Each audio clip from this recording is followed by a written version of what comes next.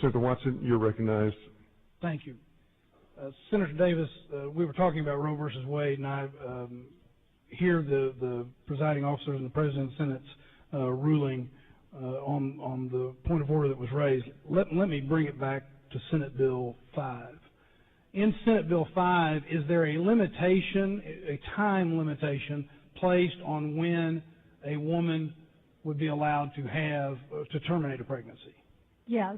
Senate Bill 5 would prohibit an abortion past 20 weeks of gestation, and that gestational age itself, there's some argument about the way it's defined in the bill, saying that typically under medical practice, it's practiced to determine that date from the date of the last menstrual period, whereas here it's the date of the fertilization of the fetus. And as you heard earlier in some of the reports or the letters that I read from ACOG, they're very concerned about changing to a standard that probably moves the date even earlier than 20 weeks of gestation in terms of what would be prohibited in the abortion arena.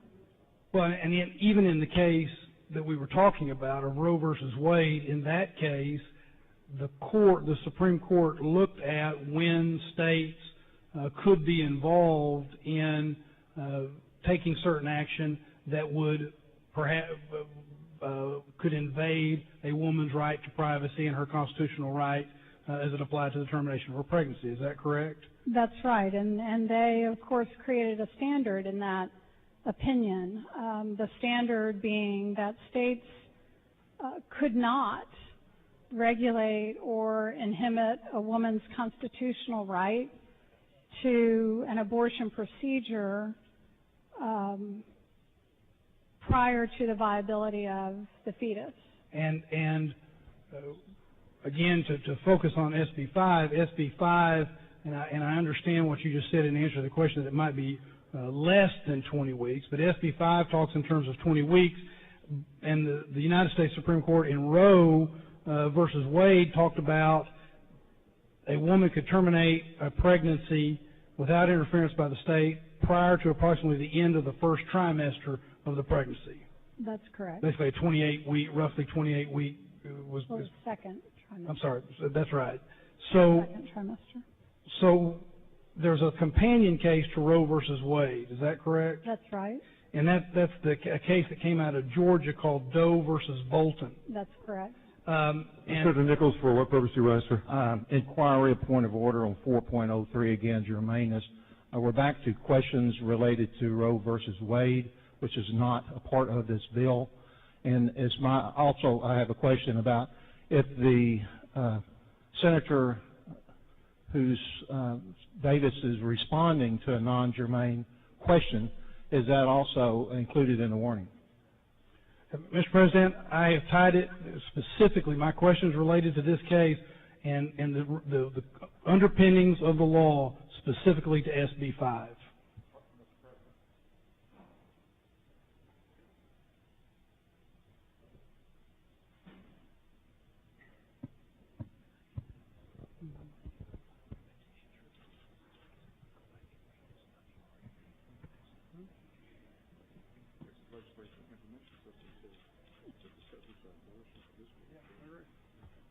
Senator Watson, would you approach the podium?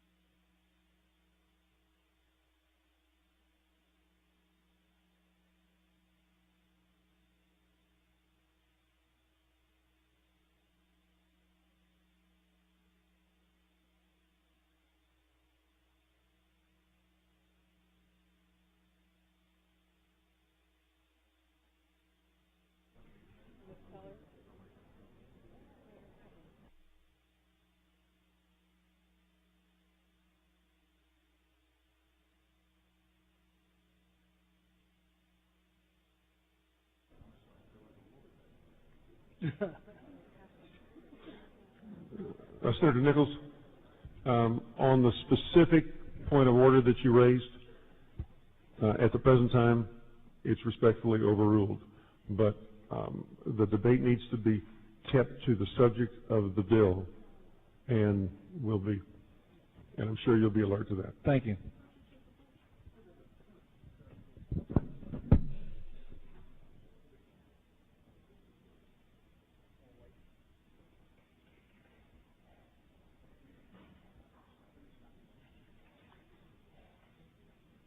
Senator Watson, you're recognized for questions. Thank you, Mr. President. Senator Davis, when we were interrupted, I was asking about the underpinnings of states like the state of Texas being able to put restrictions on the constitutionally recognized right of a woman to terminate the pregnancy. And in SB5, are there restrictions being placed both literally and practically on a woman's right to terminate, her constitutional right to terminate a pregnancy, as we've been talking about? There are, and they come in several forms. As you know, this was an omnibus bill that included 4 new areas of law that would cover abortions in the state of Texas. One of those was in terms of the standard of what that facility needed to look like. And certainly an argument can be made that in the state of Texas, the consequence of the ambulatory surgical center provision of SB5 will decrease in a fairly dramatic form the number of centers at which abortions can and will be provided in Texas. I would suspect that, as has been the case in other states that have confronted that question, there will be lawsuits if this law were to go if this bill were to go into law.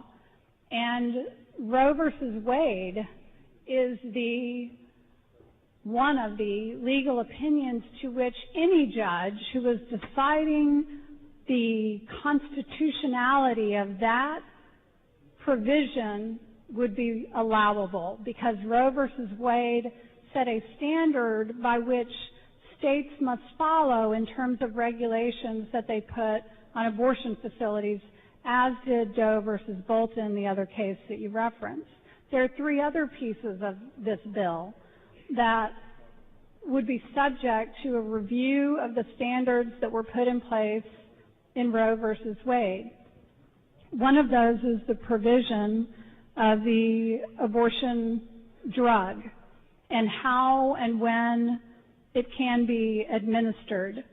And in this bill, there are restrictions in terms of not only when it can be administered, but where it must be administered, with specific instructions with regard to how a doctor is to administer it, how he's to or she is to instruct her patient, and so on and so forth. And again, I would expect that if this bill were to become law, a challenge would be made to that particular provision to determine whether it's consistent with the decision in Roe versus Wade and Doe versus Bolton. And is that because those cases said that the state can't unduly burden the exercise of that fundamental right? That's correct. And in your opinion, is that one of the restrictions that SB5 does that may very well indeed unduly burden the exercise of that fundamental right recognized by the courts? That's exactly right. And when the Supreme Court recognized that right in Roe versus Wade, what they recognized was that any intrusion or alleged intrusion on that right would be subject to strict scrutiny by the court. And as you know as a lawyer, as I know as a lawyer, and the other lawyers in the room know, that strict scrutiny is a very high standard. The state must demonstrate a compelling state interest in the laws that it's passing where there may be some constitutional infringement that might occur.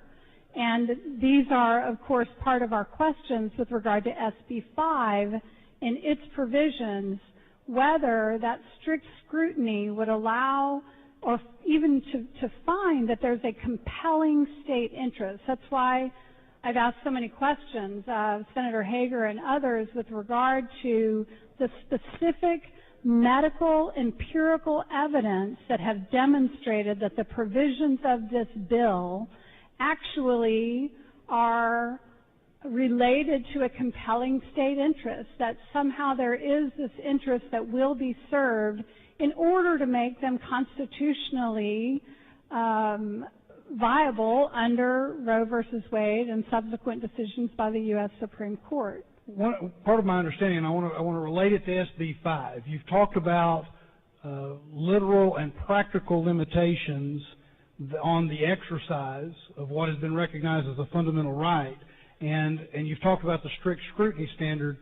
Talk to me about in SB5, because part of what my understanding of Roe versus Wade and Doe versus Bolton, and correct me if I'm wrong, is that one of the things they said is that you can't the state can't unduly burden the exercise of that fundamental right with regulations that prohibit or substantially limit access to the means of effectuating the decision to have an abortion. Is that your understanding? That's my understanding. Take it to SB5.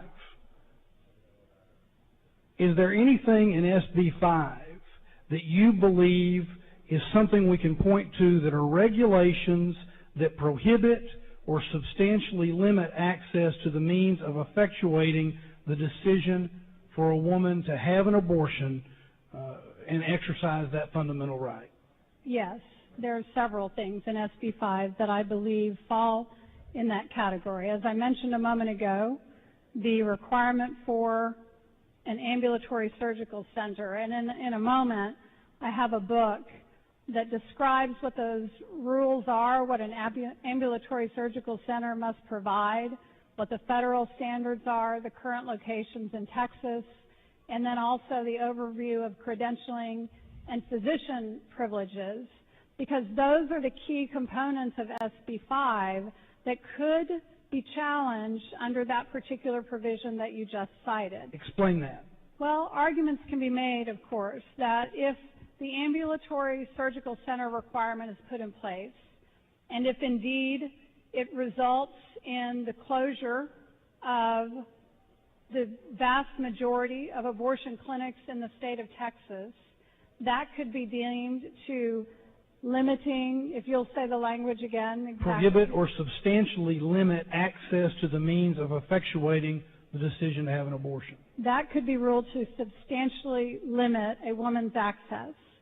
Also, what could be deemed to substantially limit a woman's access is the requirement that a provider, a physician provider of abortion services, must have admitting privileges in a hospital within 30 miles because of the fact that it may so severely decrease the number of physicians who are qualified under that law, not in reality, but under that law, who are qualified to provide services to women that, once again, to use that language, may substantially limit access to the means of effectuating the decision. Exactly. And then finally, taken together, and of course the state's laws have to be considered in a cumulative fashion, but SB5 taken together with the sonogram law that passed in the last legislative session may be deemed to have created constitutionally suspect requirements that cannot meet those constitutional requirements. As you know, with that sonogram bill from the last legislative session, women now have a 24-hour waiting period after a sonogram before they can come back for their abortion procedure.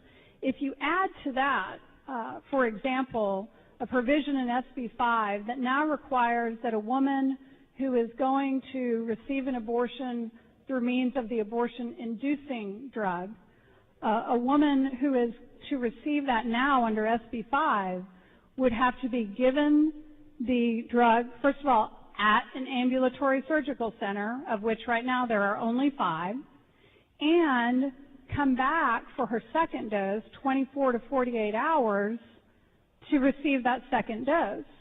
And again, we haven't heard any testimony, and I've asked questions about it, and it certainly has been the topic of committee hearings, what it is about the woman ingesting that medicine, either orally or vaginally, in the presence of an ambulatory surgical center doctor makes the provision of that abortion service somehow in the state's interest, somehow safer for her.